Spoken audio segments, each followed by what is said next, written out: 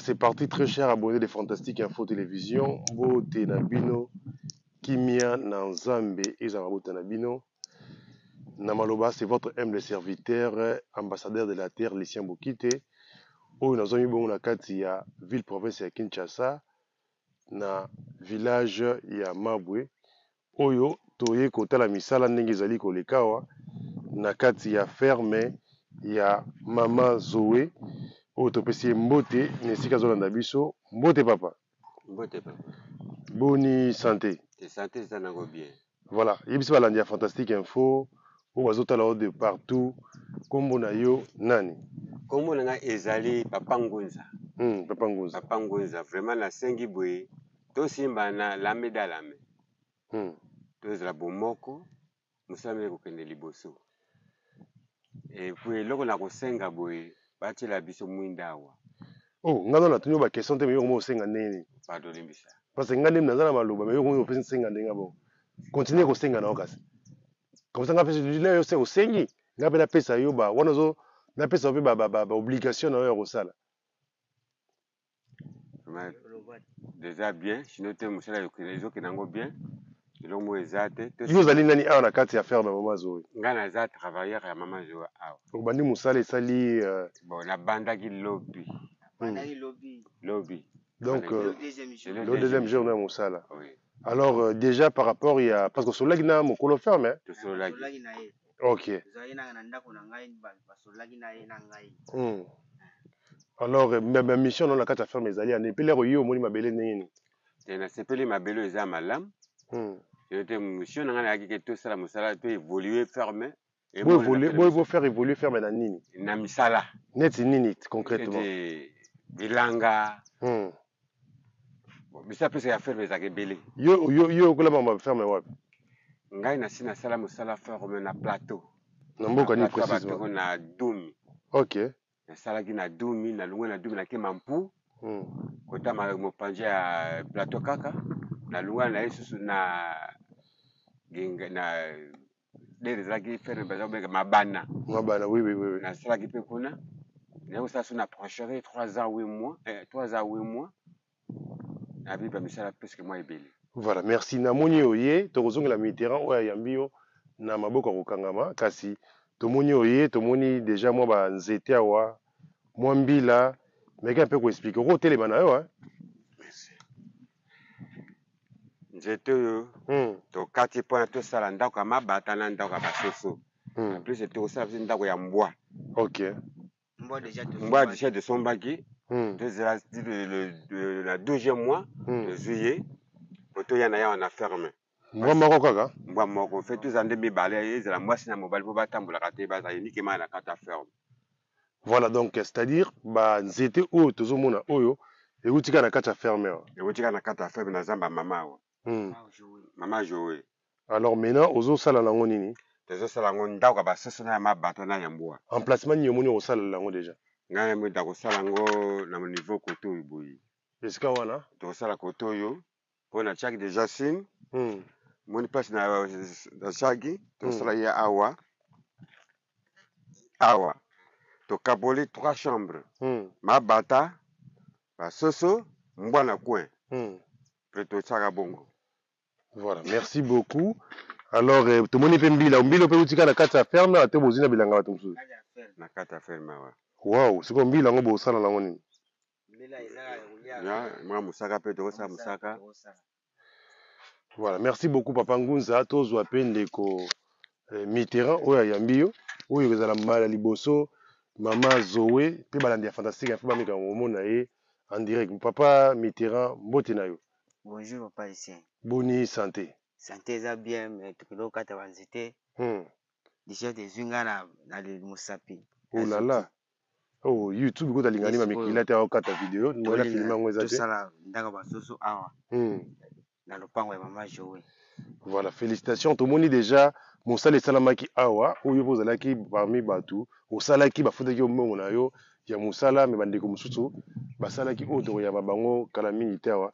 Alors meka mpe kobeta lisolo mosala ndenge lekaka tomoni pe awa déjà masangu nzeta masangu elona maki mosala awa ezali mama moko boye bayaka awa baoteka singa yinga yo pe oyaka na bango basalaka 4 parcelles ozwaka 40 000 opesi bango bango babakisi lisusu 2 parcelles plus 80 000 esali lokola etikala 80 000 plus 80 000 plus 2 parcelles basali ekozala 140 000 oui 140 000 opesa yo na mama oyo vérifie yango par rapport ya superficie parce que te yokaki na bango basala kwa na 400 mètres carrés donc 20 sur 20 vérifie yango ezali tomezeraki na bango te sikoyo yo ye fallait tomesure toyeba nombre mais c'est ce que tu devais faire il fallait vérifier yango déjà oyo ndenga oyo ya 4 parcelles nga mesuraki 2 parcelles babakisi na mesure te nde na banozela yo voilà donc makambo wana nga naza déjà sur place alors par rapport à masango tomoni masango et komi komata commentaire nini okosala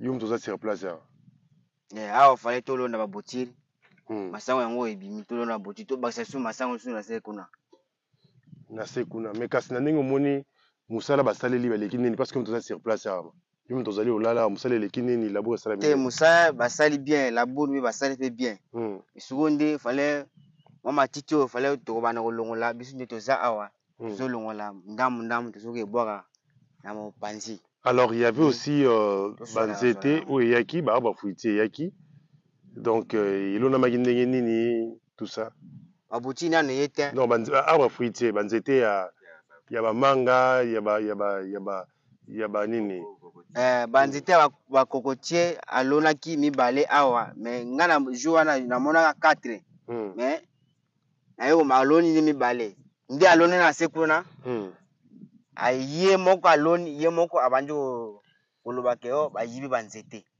à part salona bilo mosusu nini ma ka yango wana parce que nga namoni kaka naomona nzete bakoti alonaka papaye yango oyo ezali nzete ya paipai banzete mosusu aloni yango wapi eza na mai kuna na se la plupart aloni kota mai voilà alors mosala ezoleka ndeni mpona yo moko mpe yo moko oza mission ezalaka nini programme na yo en tant que ouvrier na kati ya ferme awa osalaka ndeni so olamuki osalaka meka mpe koexplike mosala ndenge osika soki nga alamuki nasalaka mosala na nga persi nafongolaka bapersi wapi totala yango sika osala yango wana kuna ngambo ezomona kuna bapersi oyo tofongolaka persi nde nafongolaka soki nalamuki nafongoli persi donc yo oza paye par mois mosala nde osalaka principalement ezaka kofongola persi chaque jour ofongola persi donc mosala nyonso eza awa na ferme fale nga nasalaka yango neti nini yango tolo babanda parce que ozali mosala déjà combien de mois bafuti déjà combien de fois déjà 3 mois tokende yango na bino na 3 mois sikoyo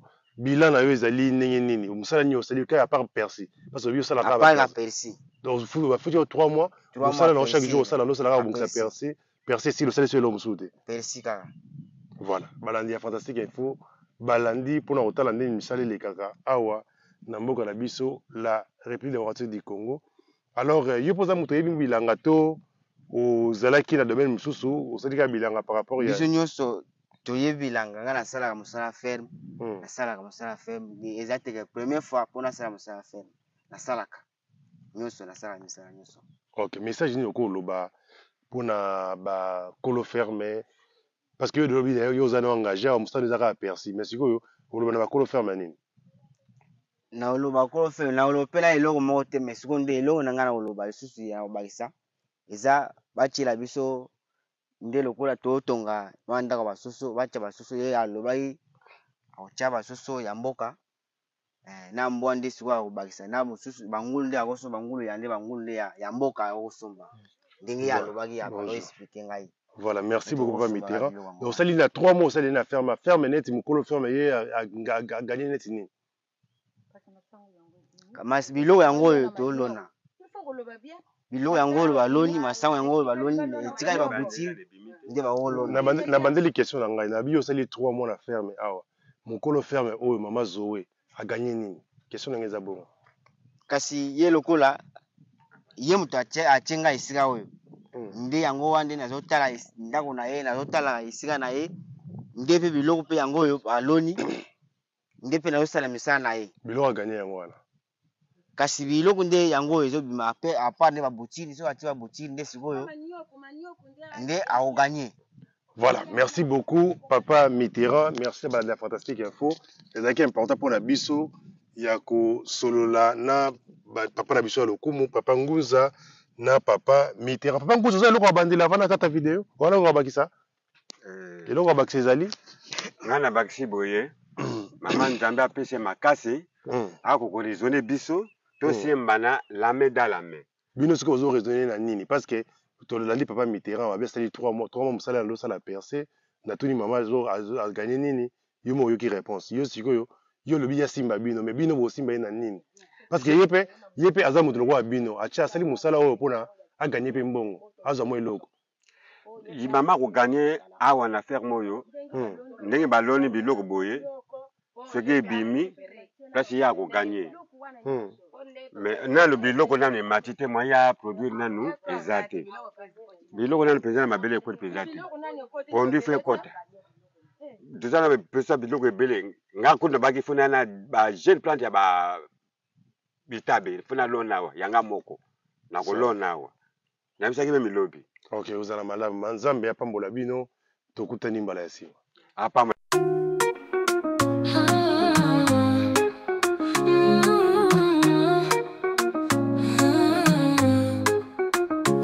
Nous sommes la chaîne de la promotion, agriculture, pisciculture, élevage en action, accompagnement pour votre réussite, agribusiness, notre mission, on s'y invite. Fantastique Info TV, interface de la diaspora, pour un Congo bio, cultivons sans déboire.